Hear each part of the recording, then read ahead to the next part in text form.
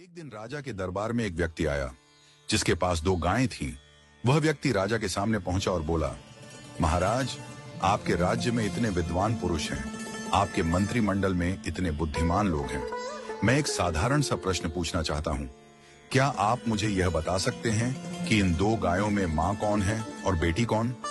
राजा ने दोनों गायों का ध्यानपूर्वक निरीक्षण किया। उसने देखा कि दोनों गायें बिल्कुल एक जैसी थीं। रंग, आकार और स्वभाव में कोई अंतर नहीं था। राजा की समझ में नहीं आया कि माँ कौन है और बेटी कौन। उसने अपने मंत्रिमंडल को बुलाया और सबसे बुद्धिमान मंत्री से कहा, तुम देखो और बताओ कि माँ कौन है और बेटी कौन। मंत्री ने भी बड़ी बारीकी से दोनों गायों का निरीक्षण किया, लेकिन वह भी उत्तर नहीं दे पाया। धीरे धीरे मंत्रिमंडल के सभी सदस्यों ने कोशिश की, लेकिन कोई भी इस साधारण प्रश्न का उत्तर नहीं दे पाया। राजा को बहुत अफसोस हुआ कि उसके मंत्रिमंडल में एक भी व्यक्ति इतना बुद्धिमान नहीं है जो यह बता सके कि माँ कौन है और बेटी कौन। जब सबसे बुद्धिमान मंत्री अपने घर पहुंचा तो वह बहुत चिंतित था। उसकी पत्नी ने पूछा, आज आप इतने परेशान क्यों हैं? क्या हुआ? मंत्री ने कहा, आज राज्यसभा में एक व्यक्ति दो गायें लेकर आया था और पूछा कि इनमें माँ कौन है और बेटी कौन। हम सबने देखा, लेकिन दोनों गायें एक जैसी दिखाई दी। कोई भी यह साधारण सा उत्तर नहीं दे पाया। मंत्री की पत्नी मुस्कुराई और बोली, कल मुझे भी राज्यसभा में ले चलिए, मैं इस प्रश्न का उत्तर देने की कोशिश करूंगी। अगले दिन जब राज्यसभा पुनः लगी, मंत्री ने राजा से अपनी पत्नी को सभा में लाने की अनुमति मांगी।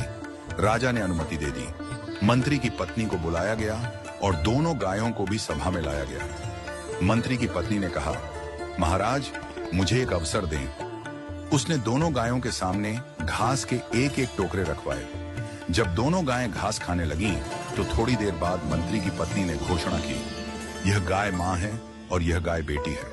वह व्यक्ति जो गायें लेकर आया था, उसने तुरंत सहमति जताई और कहा, आपने बिल्कुल सही पहचाना।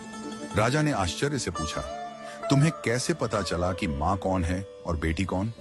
मंत्री की पत्नी ने समझाया, जब मैंने दोनों के सामने एक जैसा घास का टोकरा रखा, तो जो बेटी थी उसने जल्दी जल्दी अपनी घास खा ली और अपनी माँ के टोकरे में भी खाने लगी। दूसरी ओर माँ ने घास खाने की गति को धीमा कर दिया, आराम से खाने लगी। एक माँ ही इतनी निस्वार्थ होती है कि खुद भूखी रहकर भी अपनी संतान को खिलाती है।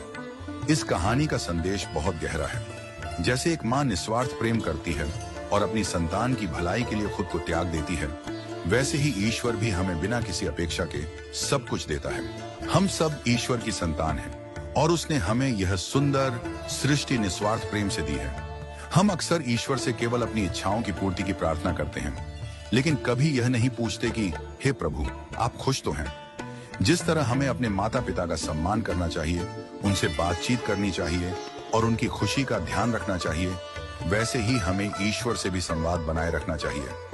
यदि हम अपने माता पिता से दिन में बस एक बार पूछ लें कि आप खुश तो हैं, तो उनके आशीर्वाद से हमारे जीवन में कभी दुख नहीं आएगा। पूजा पाठ या मंदिर जाना जरूरी नहीं, लेकिन माता पिता और ईश्वर से संवाद हमेशा बना रहना चाहिए। उनका प्रेम और आशीर्वाद हमारे जीवन को खुशहाल और समृद्ध बनाएगा।